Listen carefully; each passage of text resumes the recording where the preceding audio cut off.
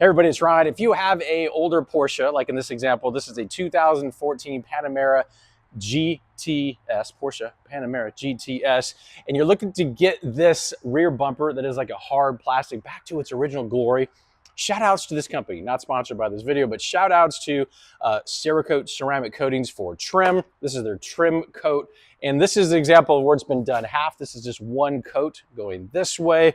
They come in these little bitty pads. They provide gloves to apply it because it is a ceramic coating. Like it's like legit, like it's a ceramic coating. And this is one coat, but you can see this kind of grayish, flat gray color.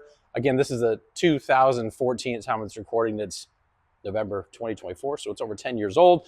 And this is the first coat. Very, very impressive with this product. I've used this on other vehicles before, whether it's vinyl trim or hard plastic like this. Just really brings it back to life. Even on a 1988 Ford Bronco 2, all the bumpers and everything I redid with this product, and it looks like it's straight off the freaking factory floor.